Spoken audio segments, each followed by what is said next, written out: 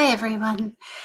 It's great to see you again, and I just wanted to take a few minutes and thank you for all of your great feedback and questions, your comments, your links, and all of the ideas you've been sending over as we begin to catalog what's working for some of the longer-term COVID recovery protocols. So again, my name is Evo. For those of you I haven't met before, I am at a 6-month recovery mark at this stage. I'm at about 80% energy, and we're going to talk through a little bit today of the vitamins, supplements, and protocols that I've been researching and exploring, including what's been working for me and where I'm going to next.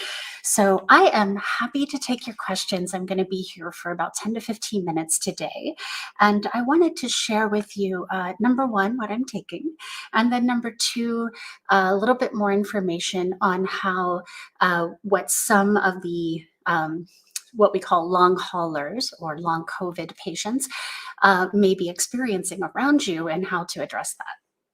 So just to step back for a little bit, for those I don't know very well, I've met the 6-month mark at this stage.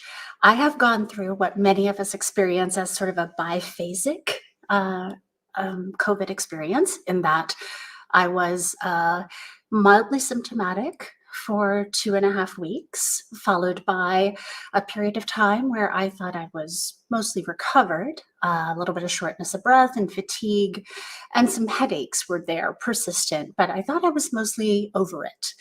And then I moved. I went through a house move, and that kicked my body right over the edge, and I went and relapsed pretty badly. I didn't have any energy. I couldn't walk up and down the street. I found it very difficult to work. Things like headache and brain fog were a persistent problem, along with IBS symptoms.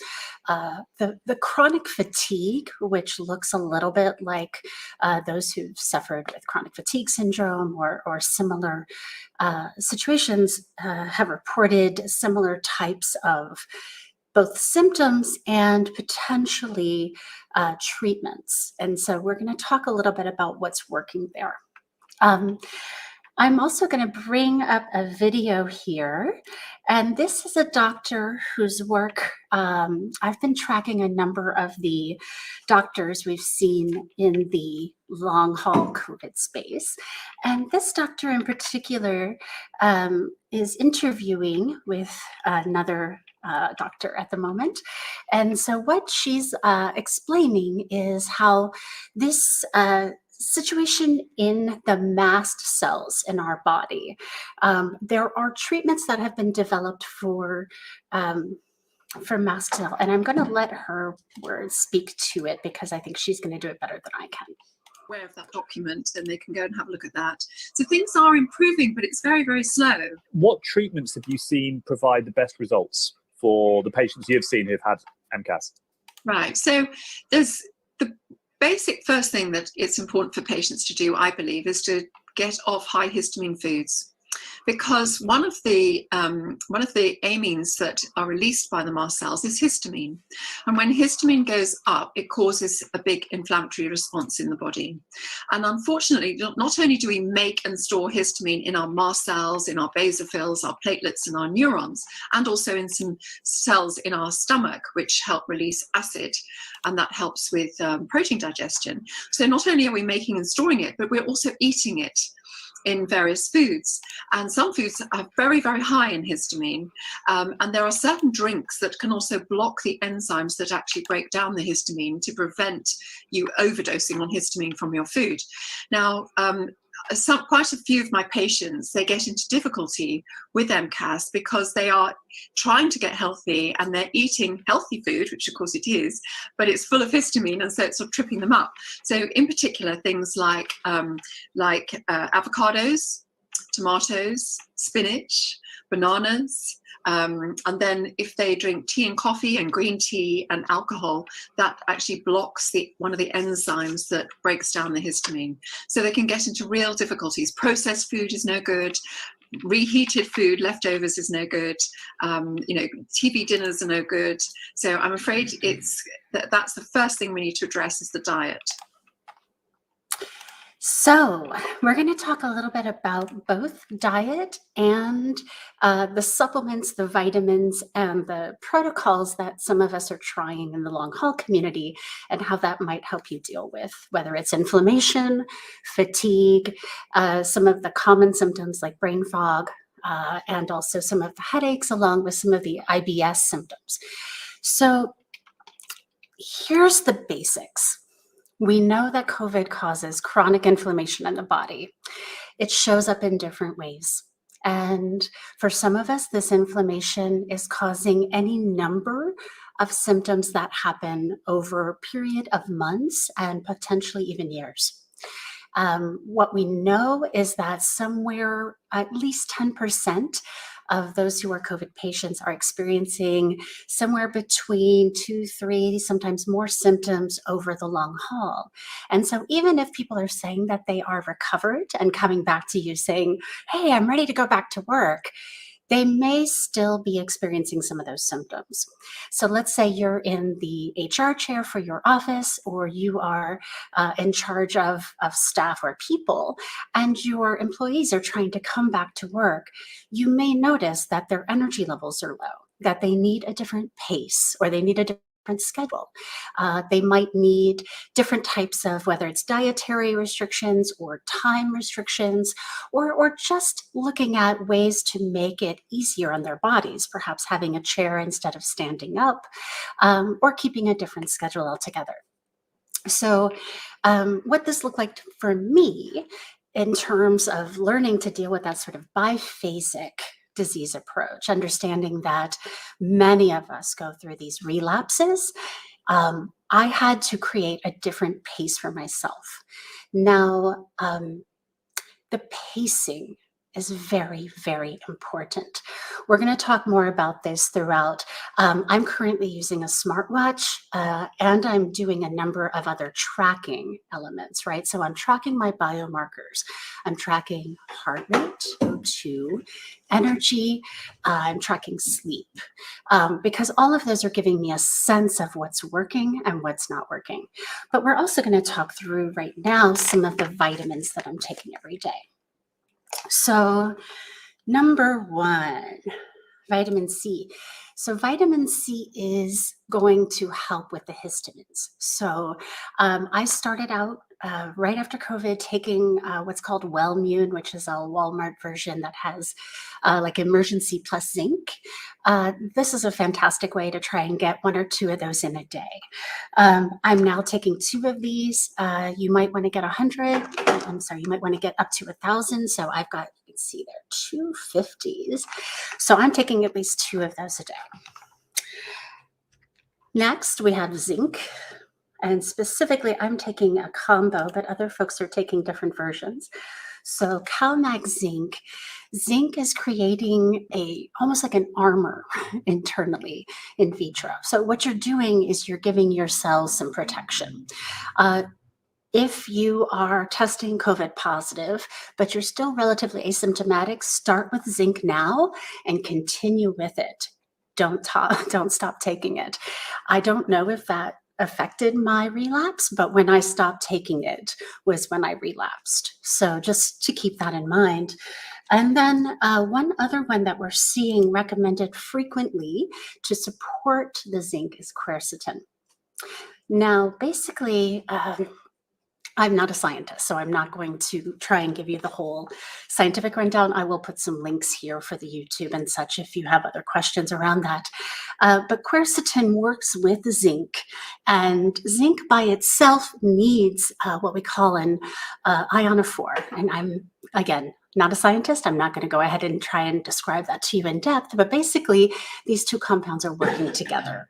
And so the quercetin is helping make that zinc available for your body to use. Now, one other thing I have personally found essential after COVID is a probiotic.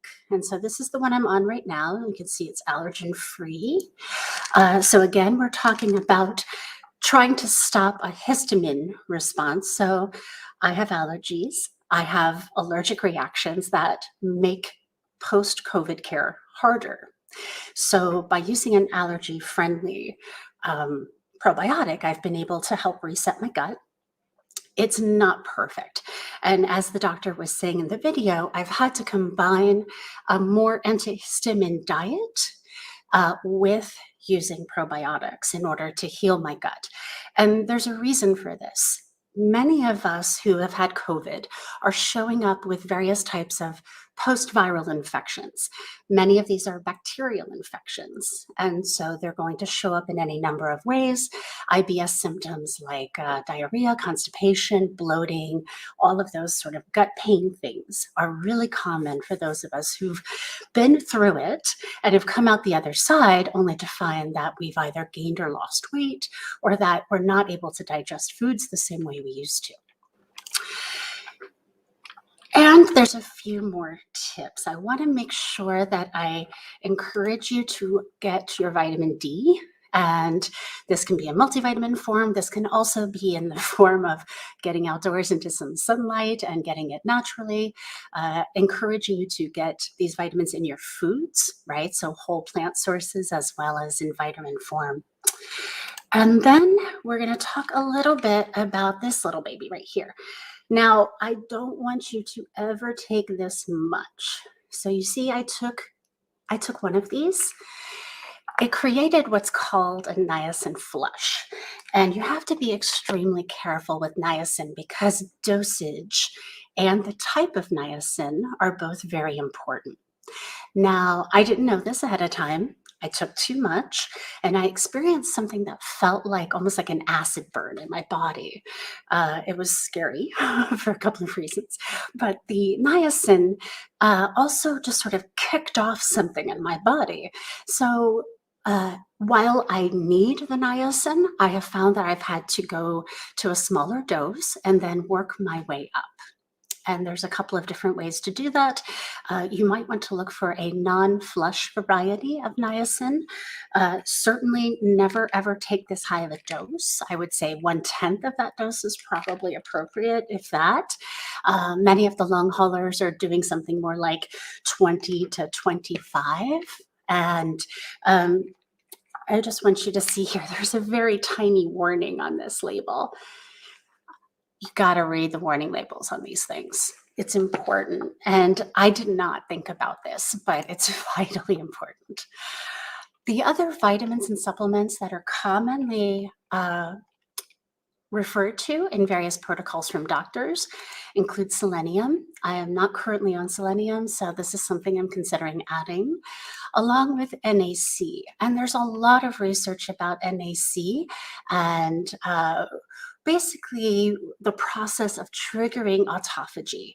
And so both niacin and NAC seem to be playing a role in the long-term health and being able to come back into more complete recovery, combined in some cases or protocols with intermittent fasting, and even in some cases a more like a 2-day cleanse, and doing these kinds of fasts combined with the vitamins and supplements. Now, I personally wouldn't recommend you do that without a doctor. So please go see your own doctors, talk to them about what you're experiencing, look at your blood work, look at the tests, and really be clear with your own caregivers about what your body might be missing. As an asthmatic, I also needed to do a little bit more in terms of steroids. And I've been on a steroid inhaler for 25 years. So let me show you that. I've been on this little baby for a very long time. And steroid inhalers play a role in controlling COVID. However, you don't necessarily want to be on one long term. They're difficult. Steroids have an impact on the body. They can help with the fatigue short term, but they may not be the right solution for you long term. And again, these are only offered by prescription, so you're going to need to see your doctor anyway before you would engage that. So that's a little bit of the Types of things I've been trying. Now, there are a number of long-haul COVID groups. There are certainly lots of doctors out there who are doing fantastic research, both on modulating autophagy, on different protocols, on diet, for example, cutting out all sugar and going with a more ketogenic diet versus doing the antihistamine diet. I'm personally finding that I've needed to cut out dairy and really cut out a number of the triggers for headaches, and that for me included chocolate. And I'm getting a little note from my watch telling me that my heart rate is up. So these are the kinds of things that we do in order to pace ourselves and in order to return to work. Now, you may find that you need to have a conversation with your coworkers, colleagues, bosses about what this has done to your body and what types of affordances you might need before returning to work. I want to encourage you to really try and keep a log of the symptoms that you're experiencing. Use a bio tracker if that helps you. Certainly it's helping in terms of communication with the doctor so that I don't have to go to an office in order to show them what's happening to my heart. Especially if you're experiencing something like tachycardia, which I am, and arrhythmia, right? Many of us are experiencing something that feels like sometimes our heart is just going to leap out of our chest. And it's scary when that happens. And so this is when it's really important to pace yourself before going back to full exercise, because that's exactly when you can kick yourself back into a relapse. So I'm happy to answer your questions anytime. You are welcome to share these conversations. We're going to be bringing on a number of medical professionals, scientists, researchers who are working in different domains related to these topics. And so I would love to hear the kinds of conversations you're trying to sort through, and also what are the tools you need most for full recovery. I want to let you know that a full recovery for all of you may not be fully possible. And that's okay. And there's a lot of self-judgment that comes with that. I have to say I'm struggling with some of those things myself when it comes to, has this virus left me unable to work, or experiencing a disability that I hadn't necessarily experienced before. It is challenging to have these conversations with caregivers and with coworkers. Some of you may be afraid that you're going to lose your job because you can't necessarily come back to work full time. So I want to encourage you to please do everything you can to document your own journey. Be honest with those that you're working with. If you're pushing yourself too hard, you may get sicker down the line. So if you're finding that your pace at work is too much, try and cut back if you can. Switch your hours. Try and do something where you can work from home if possible. I know that's not possible for so many of you. And if you need support, if you need to just reach out to others, obviously there's a number of recovering from long COVID groups. And I would encourage you to also just feel free to reach out to me. I'm at Light Lodges and at Playable Agency, both on YouTube, but also on other social media. So this is Evo. I'm happy to have this conversation with any of you who need support. I'm going to be here weekly, and let me know if you have specific questions. I am happy to go find the research and the experts to share with you. Have a great day, and feel free to reach out anytime.